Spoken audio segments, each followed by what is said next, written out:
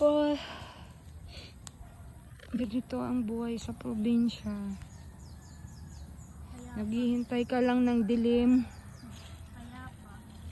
Payapa, pero ang lungkot kasi walang marites dito. Tingnan mo, ibon lang ng mga pugad. Ayan o, bahay nila pugad lang. Kami po magmamarites. Ma'am, alam niyo po ba si ano? Walang tao dito mamamarites. Kasi nakaharang ang mga pader. May mga harang ang pader, so di nakikita ang kapitbahay.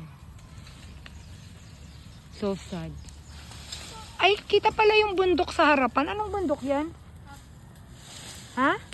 Anong bundok yan? Panahaw? Banahaw? Talaga lang ah.